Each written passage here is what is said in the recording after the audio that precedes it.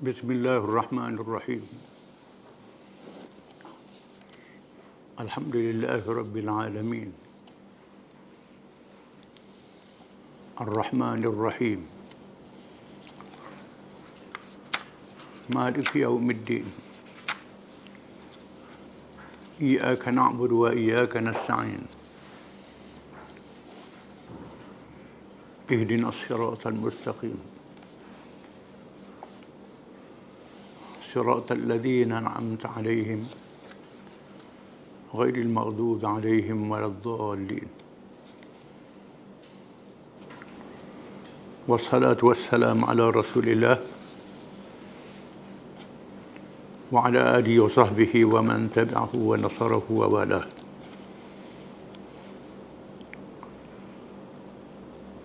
ربنا زدنا علما وارزقنا فهما وحكمة.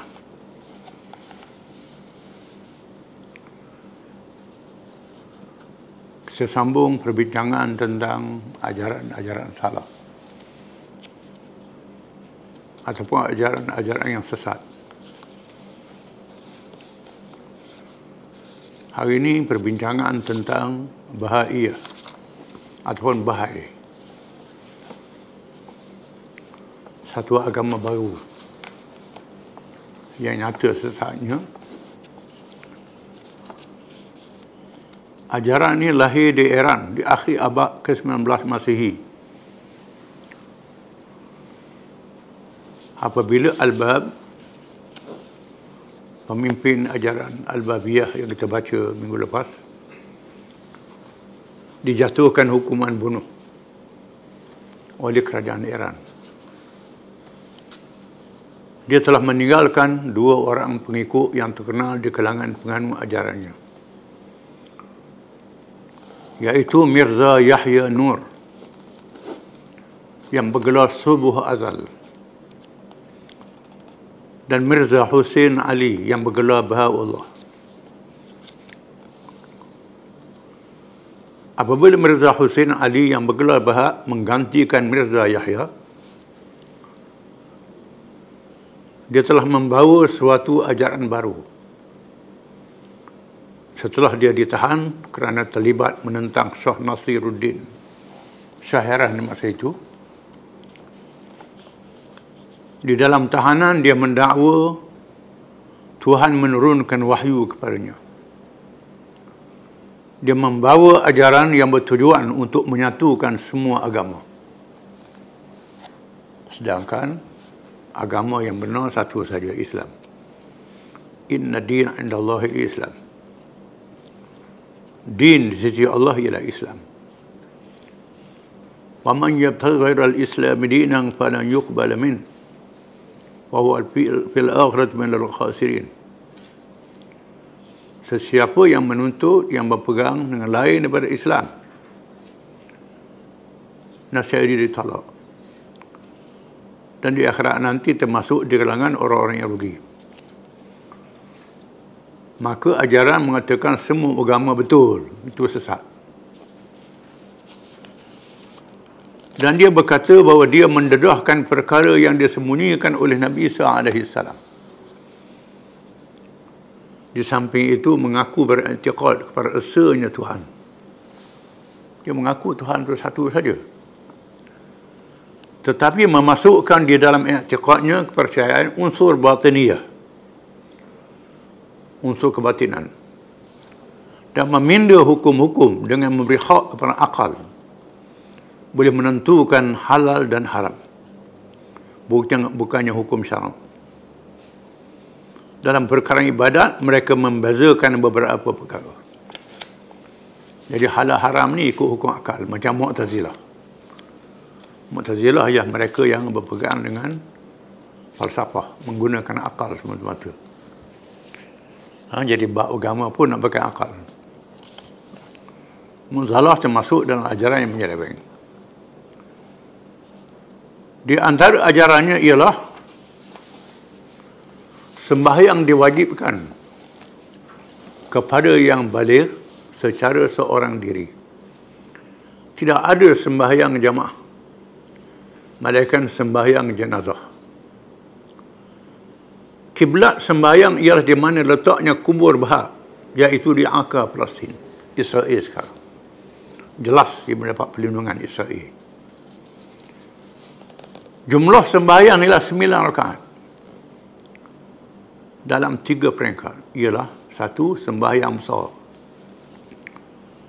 Pada bila-bila masa yang dirasakan hendak sembahyang, sesiapa yang menunaikannya tidak perlu lagi sembahyang pertengahan dan sembahyang kecil. Pakai sembahyang sekali je. Bab sembahyang pertengahan disyaratkan dalam 3 waktu, iaitu subuh, zuhur dan petang. Sesiapa yang menunaikannya tidak perlu lagi sembahyang besar dan pertengahan. Jim sembahyang kecil, yang ketiga sembahyang kecil. Syaratnya mestilah waktu gelincir matahari. Sesiapa yang menunaikannya tidak perlu lagi sembahyang yang besar dan sembahyang pertengahan. Ini kesesatan dia. Sembahyang mayat mengandungi 6 takbir. Selepas sembahyang dibaca bacaan yang dimaksudkan sebanyak 19 kali. Bukan baca Fatihah, bukan baca selawat, tak. Ada bacaan dia sendiri. Sembahyang dibolehkan meninggal kepada sesiapa yang musafir atau lemah, seperti kerana sudah tua atau kerana sakit. Hukumnya seperti orang-orang perempuan yang datang haid dan nifas. Tak payah qada, tinggal. Sembahyang itu mestilah berwuduk. Maka sesiapa yang tidak boleh menggunakan air, maka cukuplah dengan menyebut nama Tuhan yang ditentukan sebanyak 5 kali. Ini semua mengaku. Puasa, ibarat puasa. Bulan di sisi mereka ialah 19 bulan, bukan 12. Mungkin dia pakai tahun Parsi. Purba. 19 bulan. Di mana yang akhirnya menjadi bulan puasa. Di akhir puasa ada hari raya. Dinamakan Hari Nuruz. Dimaafkan meninggalkan puasa kerana sesiapa yang sakit, kepada sesiapa yang sakit atau musafir atau lemah dengan tidak diwajibkan qada. Tak ada qada. Mengarut. Yang ketiga, haji. Haji diwajibkan kepada orang lelaki sahaja. Orang perempuan tidak diwajibkan kepadanya menunaikan haji. Tempat menunaikan haji itu ialah tempat kediaman Bahak, bukan Mekah. Tempat buangan Bahak ketika dibuang ke Iraq, atau tempat kediamannya di Shiraz. Shiraz ini di Iran. Di situ tempat haji dia. Yang keempat, zakat. Sama seperti zakat orang Islam. Tetapi tidak boleh dikumpulkan sekarang kerana tidak ada rumah keadilan. Zakat tu wajib, tapi tak kumpul, tak ada tempat nak bagi zakat sekarang, kata dia. Tempat yang adil tak ada. Yang kelima, perkahwinan. Tidak dibenarkan meminang sebelum umur 15 tahun. Sebelum umur 15 tahun tak boleh pinang. Ini ajaran bahaya. Masa di antara meminang hingga akad nikah tidak boleh melebihi 9 bulan 95 hari. Pinang tak boleh lebih masa nikah 95 hari. Kepercayaan dia. Jarak di antara akad nikah dan bertemu suami isteri tidak boleh lebih 1 hari. Tak boleh. Tak lebih 1 hari. Itu kepercayaan dia. Yang keenam, hari raya. Mereka mempunyai 5 hari raya. Banyak raya, 5 hari raya. Iaitu hari Nuruz, hari Ridwan, hari raya Ridwan, hari raya lahir Al-Bab, hari lahir Bahak, hari diisyaharkan ajaran Al-Bab yang kita baca dulu. Yang ketujuh, kematian. Dikapankan mayat pada 5 helai kain sutra atau kain kapas. dan diberi pakai cincin yang bertulis dengan nama ayat yang ditentukan. 8 nama hari-hari menurut pendapat mereka. Ada nama hari untuk dia sendiri. Ialah Hari Jalal, Hari Jamal, Hari Kamal, Hari Fidal, Hari Idal, Hari Istijlal, Hari Istiqlal. Oh, sedap namanya. Bukan nama satu Ahad Isnin. Nama tu sedap tu. Tu jangan apa pelik tu ikut selalu. Setengah orang kita ni ikut pelik je. Tak ikut sesat tak sesat pun. Tambahan bunyi bahasa Arab pula. Kesembilan kitab-kitab mereka ialah Al-Itqan. Hebat. Dia ada Al-Itqan, karangan Imam As-Suyuti. Tentang ilmu Quran. Ni lain. Ni kitab sesat ni, kitab buat bahaya. Nama Itqan juga. Majmu'atul Alwahil Mubarakah. Nama kitab. Al-Syekh Al-Ishraqat Wal-Bisharat Ad-Durrul Bahiyah Al-Hujajul Bahiyah Al-Faraid dan Faslul Khitab. Nama kitab dia. Nama dalam bahasa Arab. Tapi sesat lah. Martabat. Ada martabat dalam agama dia. Mereka membahagikan orang-orang yang berpegang dengan ajaran mereka kepada beberapa martabat. Satu, imam. Orang yang mengetahui perkara yang gaib tanpa wasitah. Boleh berhubung dengan Tuhan. Imam ni. Ini sesat. Dua, hujjah. Orang yang menerima ilmu daripada hujjah. Jadi hujjah. Lain dengan Hujjatul Islam Al-Ghazali. Itu lain ni. Ini hujjah sesat ni. Tiga, Zul Massah. Orang yang menerima ilmu daripada hujjah. 4, abwab. Orang yang menyampaikan darjat pengikut oleh imam dan hujjah. 5, da'i. Orang yang menerima cincin perjanjian daripada orang ramai dan menerima penuntut ilmu. 6, mukallaf. Orang-orang yang bersahabat dengan da'i dan tidak berhak untuk berdakwah. 7, mukmin, pengikut biasa. Bukan mukmin kafir. Jangan kafir, nama dia mukmin. Dakwan bohong. Di sana ada dakwan bohong dia. Bahak yang menjadi pemimpin ajaran ini telah mengaku beberapa perkara nyata bohongnya. Yang pertamanya dia mengaku sebagai orang yang ditugaskan oleh Al-Bab. Kemudian dia mengaku menjadi Imam Mahdi. Kemudian mengaku menjadi Nabi secara khusus. Kemudian dia mengaku menjadi Nabi secara umum. Kemudian mengaku menjadi martabat ketuhanan. Dan dialah yang Allah yang menjadi Allah di bumi. Dia buat Allah pula di bumi. Allah ada banyak pula dah. Allah di langit, Allah di bumi. Ini semua bohong. Allah satu saja. 2, mendakwa bahawa orang-orang yang menjadi imam dalam ajarannya mendapat limpah ilahi dan nur Allah. Dan orang-orang menjadi mahdi dan imam-imam selepasnya mencapai martabat maksum, bersih daripada dosa. Penentangan. Apabila ternyata kesesatannya, maka umat Islam di seluruh pelosok dunia telah menentangnya dengan sekeras-kerasnya. Pemimpin dan pengikutnya menerima tindakan keras oleh pemerintah Iran. Pemerintah Iran, yang Syiah pun menentang. Sebab Syiah Iran ni Syiah Imamiyah, Islam. Jadi jangan kita campur aduk dengan hak yang sesat-sesat ni. Ni hak setengah sesat tu tak tahu hak sesat ni lain. Ni lain, hak rakyat lain. Dalam satu perkataan saja yang sesat, tak siapa dah sekarang ni. Jadi hak ni duduk sebarnya. Ini semua kerja mereka.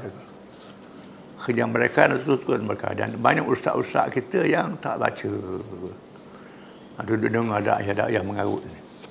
Memanglah ada yang mengarut tu. So, pemimpin dan pengikut menerima tindakan yang keras oleh pemerintah Iran dan khilafah Utsmaniyah. termasuk kerajaan Uthmaniyah di Turki. Era menentang, sama.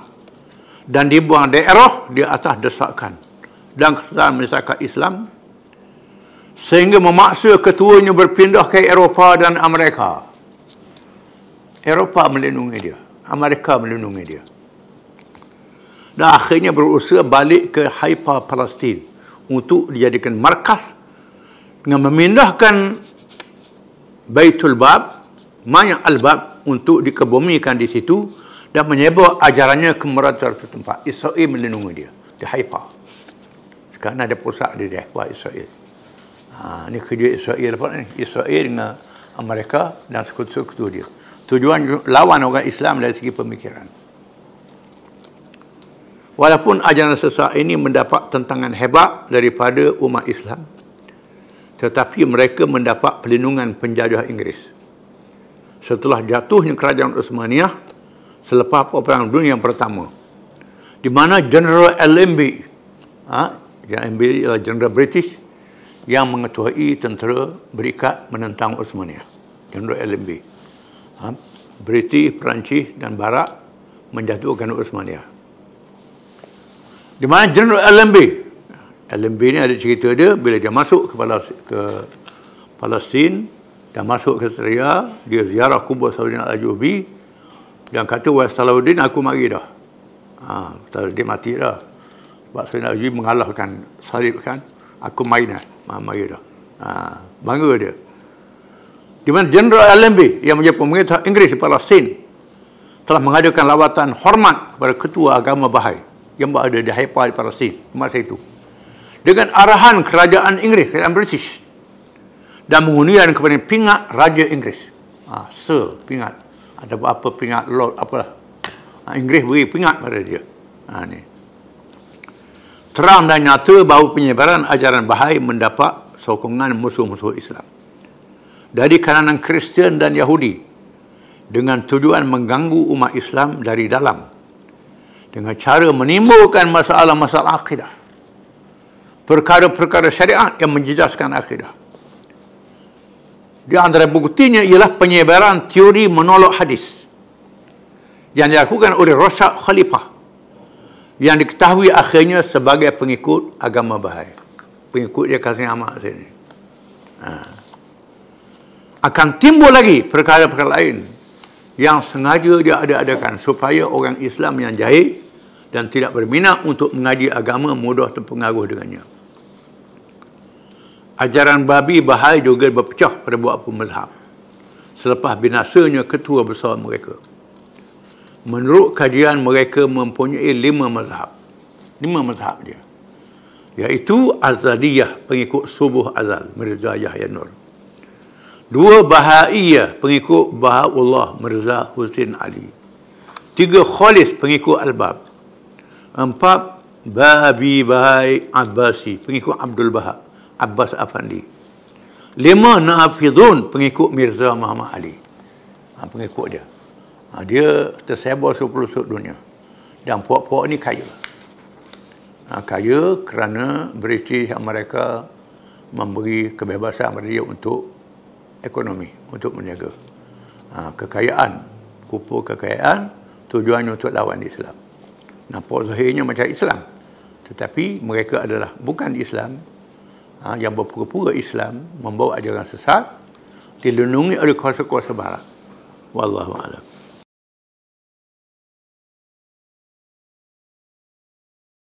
Bismillahirrahmanirrahim. Misi dakwah. Apabila tentera Rom berundur daripada menghadapi orang Islam di Tabuk, bila tentera Islam sampai di Tabuk, maka Nabi SAW tidak membiarkan begitu saja, menjalankan misi dakwah.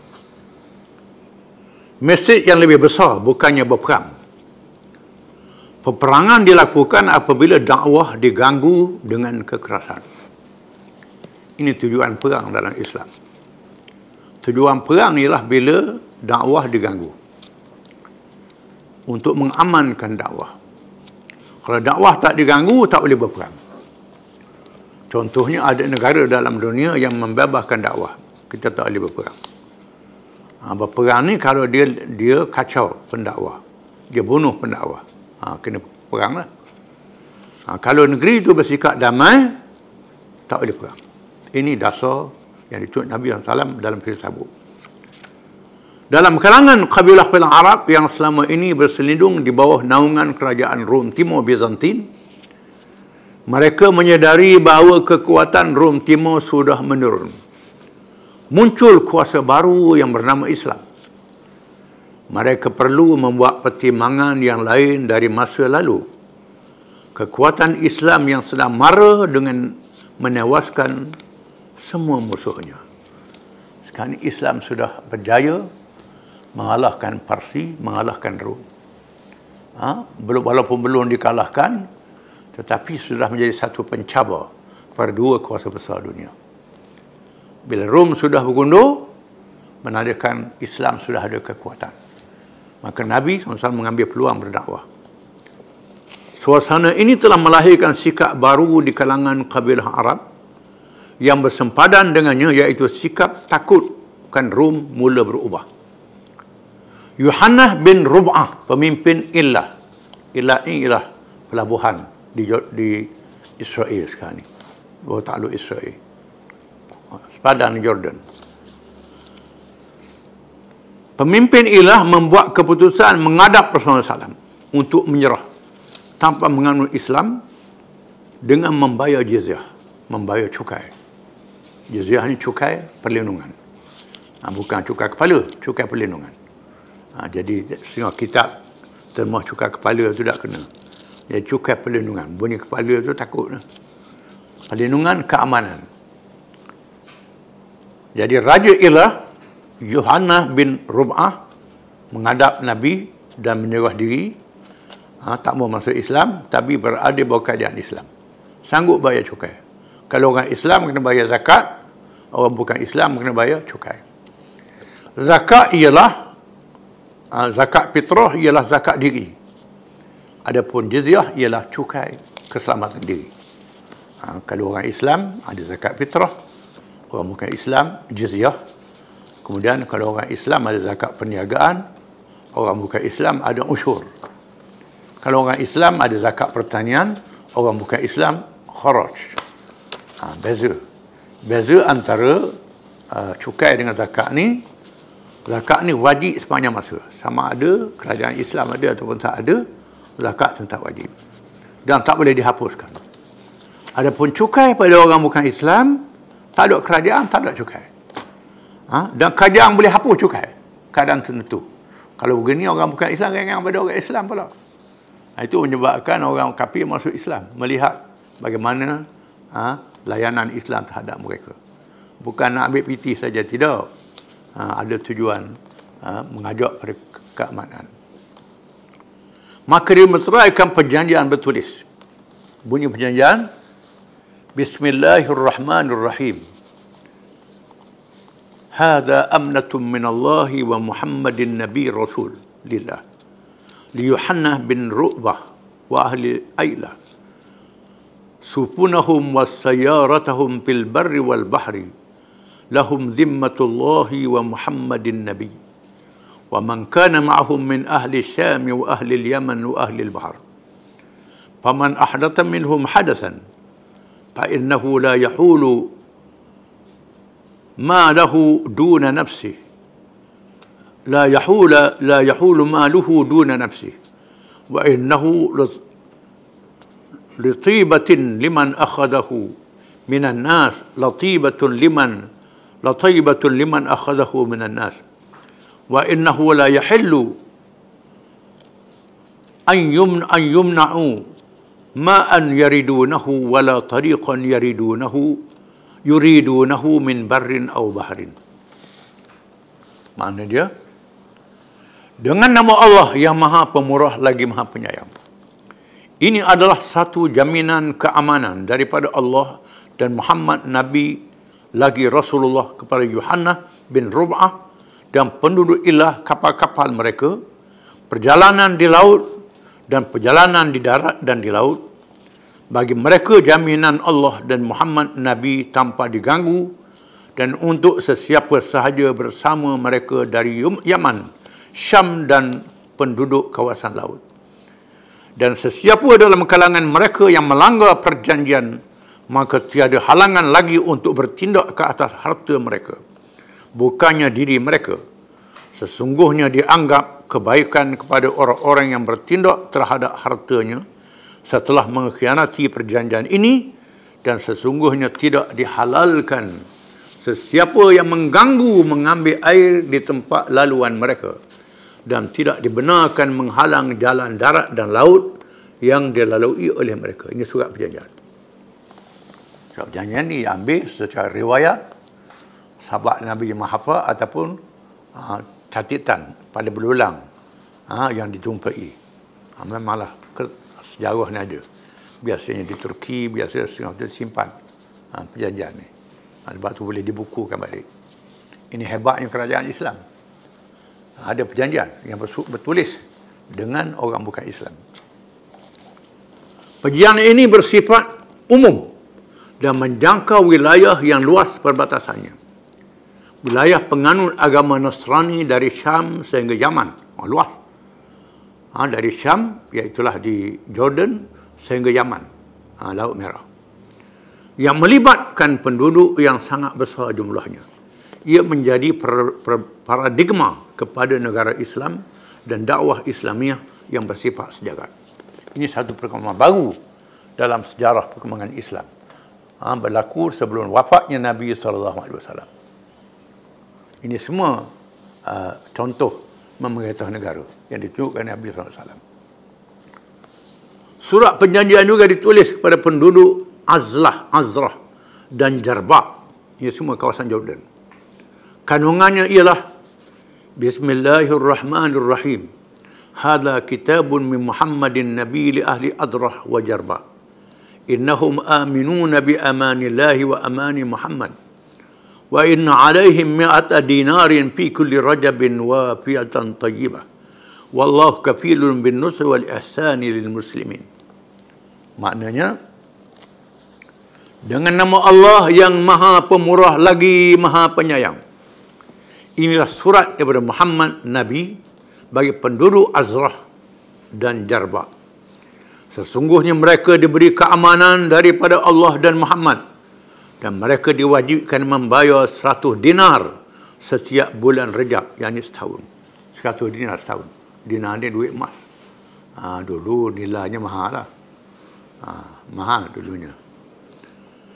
Dan ditunaikan dengan baik, dan Allah menjamin dengan baik agar mereka berlaku baik terhadap orang-orang yang menganut Islam. Mereka tak dikacau orang Islam. Ini surat perjanjian. Perjanjian ini pula bersifat khusus, sepadan dengan kedudukan pihak kedua, dan memberi ruang kepada dakwah Islamiah tanpa diganggu-gugat. Tak diganggu terhadap dakwah Islam. Penawanan Raja Ukhaidar. Ini tawan raja. Rasulullah SAW mengarahkan Khalid bin Al-Walid radhiyallahu anhu supaya menawan Raja Ukhaidar bin Abdul Malik yang menganut agama Nasrani, Kristian, yang memerintah Daumatul Jandal. Rasulullah SAW bersabda kepada Khalid bin Al-Walid, innaka satajiduhu yasidul bakar. Sesungguhnya engkau dapati dia sedang memburu lembu liar, kata Nabi. Ini mukjizat Nabi. Sebab dia beritahu Nabi, Khalid, mau pergi pasukanmu, tawan raja ni. Dia memburu lembu liar. Ini minat dia, buru lembu liar. Kenyataan mukjizat yang benar-benar berlaku. Apabila Khalid radhiyallahu tiba sejarak dapat melihat kotanya di waktu malam, di bawah cahaya bulan. Ya, Khalid ni pintar berperang. Dia bawa tentera, dia tak rapat, sekadar nampak. Waktu bulan terang. Lama tu tak ada spotlight. Tak ada lampu, tak ada radar, tak ada apa.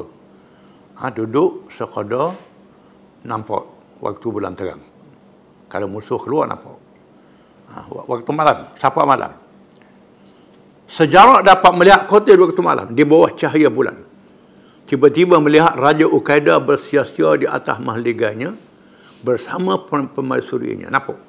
Kayang-kayang atas mahliga. Tiba-tiba muncul lembu liar berhampiran kotanya dan dilihatnya. Mari lembu liar. Macam Nabi sebut. Lembu liar. Lalu dia memerintah, dia sediakan kuda, senjata dan pengiring-pengiring. So, siap kuda, senjata dan pengiring dia. Pengawal dia ramai lah. Sebaik saja dia sedang memburu, tiba-tiba dia dan pengiringnya diserbu oleh pasukan Khalid dan berjaya menawannya dan membunuh adiknya putera Hasan. Adik raja dibunuh. Kerana mungkin dia berlawan. Khalid mengambil pakaian hiasan luarnya yang sangat cantik. Pakaian luar dia sangat cantik. Ditenun daripada sutera yang indah serta disulam dengan benang emas yang cantik. Raja, emas pada masa itu banyak, benang emas yang cantik. Khalid mengarahkan salah seorang anggota pasukannya supaya membawa pakaian yang indah itu kepada lebih dulu kepada Rasulullah SAW. Buat balik pakaian ni atau ke Nabi dulu. Pakaian yang cantik dengan tekat dengan benang emas daripada sutera. Apabila pakaian itu dipamerkan, ramai para sahabat radhiyallahu anhum yang mengerumuni dan menyentuh dengan tangan dan terlalu kagum dengan kecantikannya. Heran tengok pakaian. Tak dia tengok begitu cantik daripada sutera dengan benang emas. Tiba-tiba Nabi bersabda, "Ata'jabuna min hadha?" Nabi kata, "Ata'jabuna min hadha? Fawalladhi nafsi biyadihi lamanadilu Sa'd bin Mu'adz fil jannah ahsanu min hadha." Adakah kamu merasa hairan dengannya? Demi Tuhan yang diriku berada di dalam tangan kekuasaannya, sesungguhnya sapu tangan kepunyaan Sa'd bin Mu'adz di dalam syurga lebih cantik daripada ini, kata Nabi. Sa'd bin Mu'adz ialah pemimpin Ansar yang mati syahid dalam perang Khaybar, perang Ahzab. Dia dapat cedera masa perang Ahzab, cedera parah, dan Nabi arahkan supaya didirikan khemah dekat Masjid Nabawi untuk dirawat. Dia sedang cedera pada masa itu. Dipanggil tabib, doktor lah sekarang, untuk membuat rawatan setelah cedera. Ini adalah hospital yang pertama dalam sejarah. Biasanya orang sakit berubat di rumah, tapi Nabi buat khemah, tempat rawatan di masjid. Ini hospital dalam sejarah manusia. Nabi mengajar buat hospital, ada jururawat, ada tabib untuk merawat Sa'd bin Mu'adz. Dan bila Nabi menyerang Bani Quraidah, orang Yahudi yang khianat dalam Ahzab itu, bila Nabi balik, kita dah baca kisah dia, dan pada masa Madinah kena kepung, orang Yahudi Bani Quraidah ni khianat terhadap perjanjian dengan Nabi, iaitulah mengadakan perjanjian dengan musuh untuk membenarkan musuh menyerang Madinah melalui kampung dia. Tiba-tiba tentera Ahzab kalah dan Nabi balik, malaikat Jibril turun, Jibril kata, "Muhammad, mu nak buang baju dah." Malaikat tak buang baju perang lagi. Pergi ke Bani Quraidah. Lalu Nabi yang mengarahkan tentera Islam bergerak ke kota Bani Quraidah dekat Madinah juga, dan dikepung. Akhirnya Bani Quraidah menyerah kalah. Oleh kerana Sa'd bin Mu'adz di masa belum Islam ni, dia rapat dengan Bani Quraidah. Dia minta Sa'd bin Mu'adz ni dibawa untuk mengadili. Nabi kata, serah kepada Sa'd bin Mu'adz untuk mengendalikan urusan Bani Quraidah. Bila Sa'd bin Mu'adz siapa, dipapah, diusung. Apa hukum dia? Sa'd bin Mu'adz kata, yang perempuan, kanak-kanak ditawan, yang balik dibunuh. Maka berlakulah hukuman bunuh terhadap Bani Quraidah. Peristiwa yang orang tadi kata pembunuhan ramai-ramai. Itu kan dia khianat. Dia khianat kepada Islam. Dan Sa'd bin Mu'adz syahid dengan luka itu. Dan Nabi kata, arah bergoncang dengan kematian dia. Itu Nabi kata ni, sapu tangan dia molek pada ni lagi. Dia dalam surga. Bila Khalid bin Walid membawa Uqaidah ke hadapan Rasulullah SAW, dijamin keselamatannya. Ditawan raja ni. Ditawan, dibawa menghadap Nabi. Dan tak dikacau. Dia layan dengan baik. Seterusnya dibebaskan dan menerima suluh perdamaian dengan bayaran 2,000 ekor unta, 800 binatang ternakan, 400 perisai 400 banyak senjata dia, dan 400 tombak dan bayaran jizyah. 400 bilah tombak. Banyak 400 bilah ni, berapa berkah kata. Tombak dan dibayar cukai jizyah. Perjanjian ini menandakan bahawa perbatasan atau sempadan negara Islam sudah menjangka luas sehingga secara langsung dengan sempadan kerajaan Rom Timur Bizantin. Wilayah Islam sudah jadi luas. Daripada Yaman sampai kepada Jordan. Sudah luas wilayah Islam zaman Nabi SAW. Bayaran jizyah dan jaminan memberi keamanan bergantung kepada kemampuan kerajaan Islam menjaga keamanan untuk mereka. Apabila kerajaan Islam tidak mampu memberi keamanan kepada mereka di zaman Khalifah Umar bin Al-Khattab radhiyallahu an, maka panglima tentera Islam Abu Ubaidah Amir bin Jarrah radhiyallahu an memulangkan semula kepada mereka bayaran yang diberi kepada kerajaan Islam. Hal ini begitu menakjubkan mereka. Kesan dari itu mereka lebih rela berada di bawah naungan kerajaan Islam yang adil, walau pada masa itu mereka masih menganut agama Kristian yang sama dengan kerajaan Bizantin. Jadi bayaran cukai ini ialah kerana Islam wajib memberi perlindungan. Dia tidak dikerah menjadi tentera. Tak dikerah. Mu kerjalah buat kerjamu. Orang bukan Islam. Ibadatmu bebas. Keamananmu terjamin. Jadi kamu kena bayar cukai. Cukai keamanan kepada Islam. Bila Nabi wafat, zaman Abu Bakar wafat, zaman Sayyidina Umar, tentera Rom balik semula nak serang. Di jumlah ada ulama kata 500,000, ada ulama kata 1 juta tentera Rom. Jumlah yang sangat besar. Orang siap pergi ke Yarmouk, di Jordan ke Yarmouk. Terkena perang Yarmouk, di mana Islam mengalahkan 1 juta tentera Rom.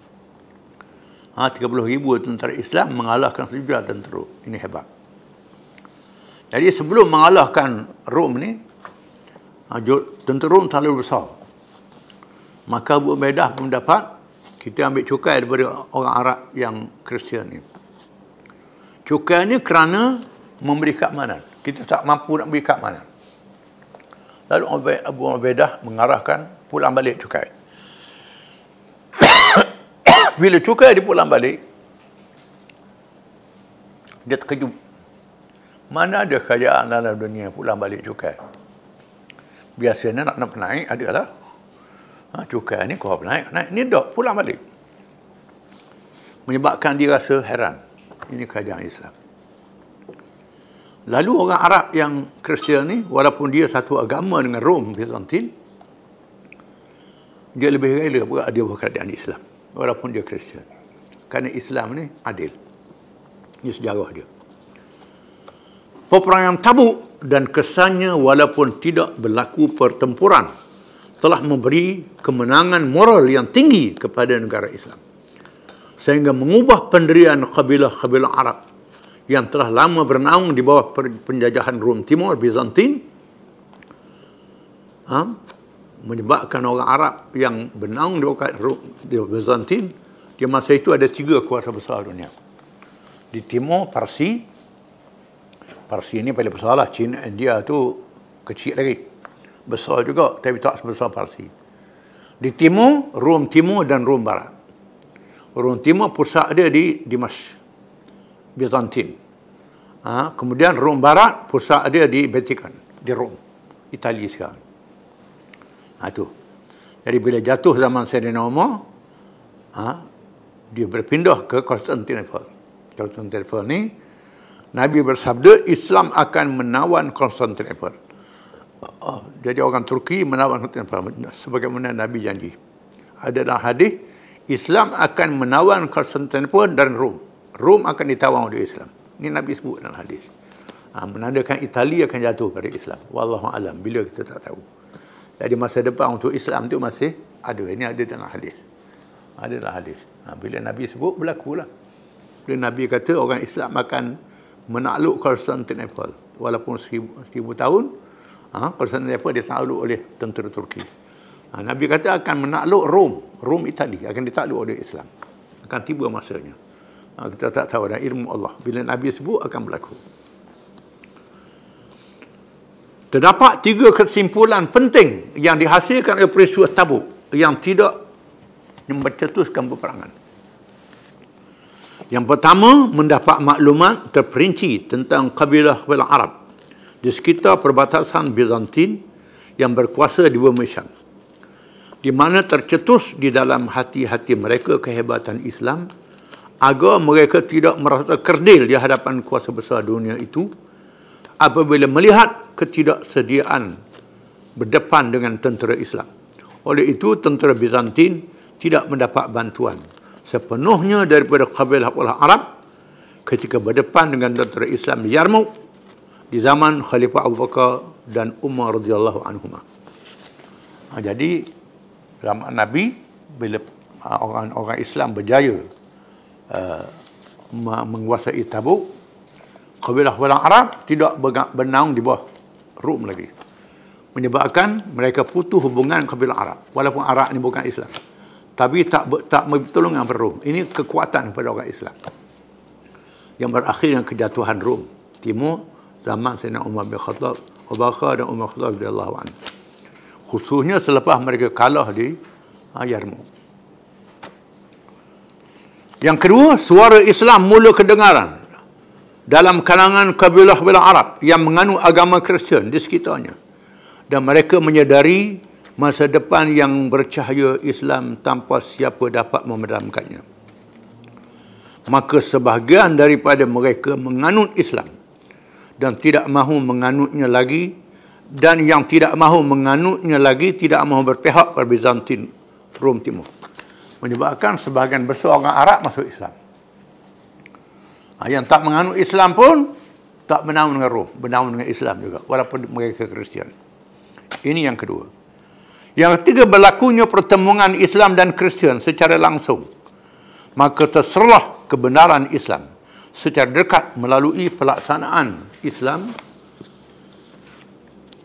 secara praktikal. Ada yang menganut Islam dengan yakin, dan ada yang bersedia berada di bawah pemerintahan Islam dan menganggap lebih adil dan baik daripada pemerintahan sebelumnya. Menyebabkan bukan sahaja agama Islam berkembang, bahkan penguasaan Islam di kawasan itu. Berlaku pertemuan antara Islam dengan Kristian secara hadapan. Selama ini Islam berdepan dengan musyrikin Arab saja, orang Yahudi di sekitar. Sekarang Islam berdepan dengan Kristian yang dilindungi oleh kuasa besar Rom Timur, Bizantin dan Rom Barat. Wallahu alam.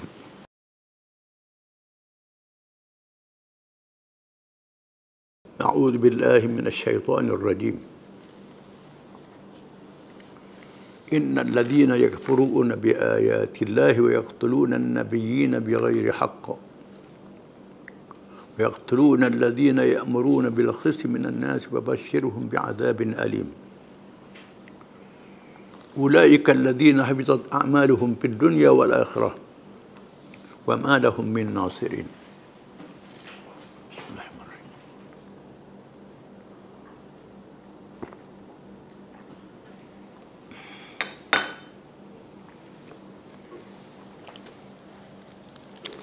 Maksudnya, sesungguhnya orang-orang yang kufur ingkar akan ayat-ayat keterangan Allah dan membunuh nabi-nabi dengan jalan yang tidak benar, serta membunuh orang-orang yang menyeru manusia supaya berlaku adil, maka sampaikanlah berita yang menggembirakan mereka dengan azab seksa yang tidak terperi sakitnya. Mereka itulah orang-orang yang telah rosak amal perbuatannya di dunia dan di akhirat. Dan mereka tidak akan memperoleh sesiapa pun yang dapat memberikan pertolongan.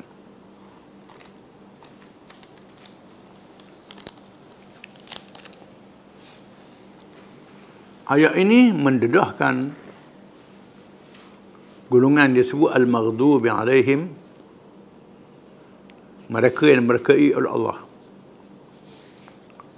yang kita baca dalam surah Al-Fatihah. Manusia yang ada 3 golongan.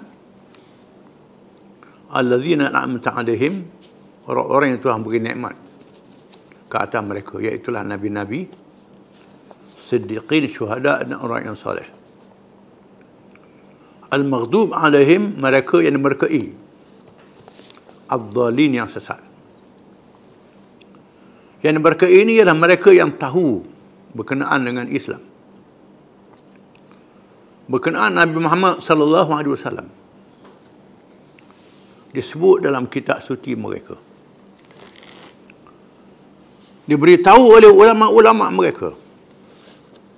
Ulama mereka pun beritahu akan zahir Nabi akhir zaman dengan sifat-sifat, dengan nama-nama dan sifat para sahabat radhiyallahu anhum. Beritahu pada mereka. Bila Nabi datang, mereka lawan Nabi SAW, menentang Islam, menentang orang Islam. Bukan sekadar itu, Allah Ta'ala mendedahkan perangai mereka di zaman dahulu. Belum datang Nabi Muhammad SAW, mereka sudah jahat, sudah zalim.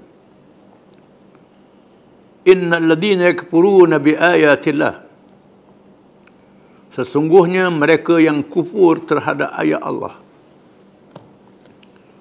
membohongi ayat-ayat Allah, sama ada ayat-ayat yang dilihat ataupun ayat-ayat yang dibaca. Yang dilihat ialah tanda-tanda kejadian langit dan bumi, menjadi dalil kekuasaan Allah. Di mana orang Yahudi dia percaya pada Allah, percaya ciptaan Allah, tapi mereka lawan Allah.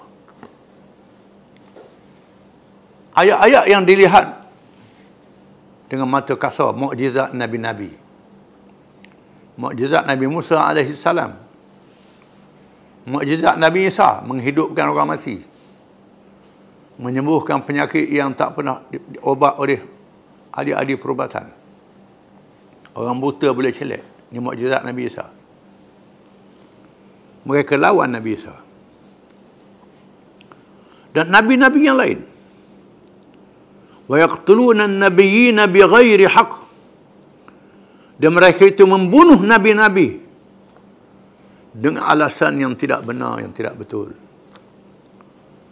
Mereka bunuh nabi-nabi, antaranya ialah Nabi Zakaria, Nabi Yahya, dan nabi-nabi yang lain. Ibnu Katsir meriwayatkan mereka membunuh 300 orang nabi. 300 orang dia. Waktu pagi bunuh 300 orang nabi, waktu petang pergi ke pasar. Tak ada apa-apa pada mereka. Perangai Yahudi. Qul ja'akum rasulun bima la tahwa anfusukum istakbartum fa fariqan kadzabtum wa fariqan taqtulun. Dalam surah Al-Baqarah. Setiap kali datang Rasul kepada mereka yang tak sesuai dengan hawa nafsu mereka, sebagian Rasul mereka bohongi, dan sebahagian lagi mereka bunuh Rasul-Rasul ini. Nabi Zakaria dia belah dengan gergaji. Belah dengan gaji. Nabi Yahya dia sembelih, dipancung kepala. Dan nabi-nabi yang lain dibunuh oleh orang-orang Yahudi. Ini perangai orang Yahudi. Mereka tahu itu nabi-nabi Allah. Nabi Yahya menghalang Raja Herodos berkahwin dengan anak tiri dia. Dia nakkan anak tiri dia. Anak tiri dia lawa. Mak tiri ni pula nak suruh raja kahwin dengan anak-anak dia. Satu hal, mak tiri ni nak ke raja lah, tak apalah, raja nak ke anak dia pun sanggup. Dipanggil Nabi Yahya. Nabi Yahya kata, tidak halal padamu. Lalu Nabi Yahya dipancung lehernya. Cari Nabi Zakaria. Nabi Zakaria bersembunyi dalam batang kayu. Lalu iblis beritahu Nabi Zakaria duduk dalam batang kayu. Dia gaji batang kayu. Belah dengan Nabi Yahya sekali. Nabi Isa nak dibunuh. Allah Ta'ala angkat ke langit. Selamatkan Nabi Isa. Disebut dalam hadis yang sahih, Nabi Isa akan turun di akhir zaman dan membunuh Dajjal, pemimpin Yahudi di akhir zaman, Al-Masih. Di mana rabai-rabai Yahudi, pendeta dia percaya orang Yahudi akan menguasai dunia. Dengan munculnya Al-Masih. Al-Masihud Dajjal. Al-Masih pembohong. Allah Ta'ala, Nabi sebut, Nabi Isa akan bunuh. Membuktikan kebenaran Nabi Isa, dan pemimpin Yahudi itu dibunuh oleh Nabi Isa, orang lain tak boleh dibunuh. Nabi sebut ada yang sahih. Dan di masa itu orang Yahudi akan dikuburkan kerana jenayah mereka membunuh nabi-nabi alaihi wassalatu wassalam. Jadi hari ini orang Yahudi dikumpulkan balik ramai-ramai ke Palestin. Berhijrah dari Eropah, dari Amerika, dari Afrika, pakat balik mereka. Balik pasal apa? Untuk dikuburkan di situ. Bukan untuk berkuasa, tidak. Untuk dikubur. Dengan sebab itu, satu mazhab ortodok Yahudi, Naturi Karta, menyatakan bahawa penubuhan negara Israel ini adalah haram, menjadi bencana pada orang Yahudi. Dia pun tahu. Kalangan Yahudi ortodok percaya penubuhan negara Israel ini akan menamatkan bangsa Yahudi dalam sejarah manusia. Jadi hari ini dia kumpul ramai-ramai dari situ balik. Yang masalahnya orang Arab buat normalisasi. Bodoh. Arab ni tak baca Quran, tak baca hadis. Arab bebal lah ni. Arab yang kaya-raya ni tak mengaji dah agama. Jadi setengah orang kita yang bukan Arab ni ada nak ikut dia juga. Itu bahaya. Sebenarnya mereka kembali situ untuk dihukum di akhir zaman. Ini akan berlaku. Tiba masanya Yahudi akan dihapuskan. Yaqtuluna alladhina ya'muruna bil qisti minan nas. Dan mereka membunuh pendakwah-pendakwah dan ulama-ulama. Ulama-ulama, pendakwah-pendakwah dibunuh. Kerana ulama-ulama yang menegur kemungkaran berlaku. Dibunuhnya ulama-ulama ini. Dibunuh ulama-ulama ini. Orang Arab pun ada juga hari ni, ikut Yahudi ni. Takak Imam Masjid Mekah. Imam Masjid Mekah ada berapa orang ditahan. Banyak ulama-ulama yang ditahan hari ni kerana menegur. Mengkritik kerana mengadakan hubungan normalisasi dengan Israel. Ulama-ulama ditahan. Inilah Nabi kata, umat aku akan terpengaruh Yahudi di akhir zaman. Tatab'un sunnata alladziina min qablikum shibran bi shibrin wa dhira'an bi dhira' hatta law salikhu la salaktumuh. Umat aku, kata Nabi, akan terpengaruh Yahudi senyeka demi senyeka, sehasta demi sehasta. Sehingga Yahudi masuk dalam lubang biawak, masuk sama. Qaulul Yahud wa Nasara ya Rasulullah. Sahabat tanya Yahudi dan Nasara ya Rasulullah, kau ada paman, siapa lagi? Memanglah orang Arab yang kaya hari ini sudah leka, terpengaruh dengan Yahudi, terpengaruh. Akan menerima akibatnya. Jaga-jaga, ini adalah fitnah akhir zaman. Fitnah akhir zaman, bencana di akhir zaman akan berlaku. Disebut dalam Quran, mereka membunuh pendakwah-pendakwah dan orang menyeru kepada kebaikan dan keadilan. Abashirhum bi'azabin alim. Beri berita gembira kepada mereka, Tuhan kata. Begitu gembira dengan azab yang pedih, azab neraka. Nak sangat. Mereka akan terima azab yang pedih, yang menghinakan mereka, yang berhak kerana mereka mengkufurkan ayat Allah, membunuh nabi-nabi dan membunuh ulama-ulama, pendakwah-pendakwah yang mengajak pada agama Allah. Terima akibatnya. Ulaika alladzina habitat a'maluhum fid dunya wal akhirah wa ma lahum min nasirin. Mereka itu ialah orang-orang terhapus semua amalan baik mereka di dunia dan akhirat. Walaupun buat kebajikan berjuta-juta, bilion, triliun buat kebajikan, tolong orang sana sini melalui pertubuhan kebajikan, bantu sana bantu sini, kononnya tunjuk baik, semua amalan ditolak oleh Allah Ta'ala dengan sebab kekufuran. Tak ada iman. Dunia tak ada berkat, akhirat neraka. Wa ma lahum min nasirin, tak ada penolong bagi mereka. Tak dapat syafaat Nabi, tak dapat pertolongan daripada Allah pada hari kiamat. Masuk neraka lah mereka itu. Na'udzubillah min dzalik. Wallahu a'lam.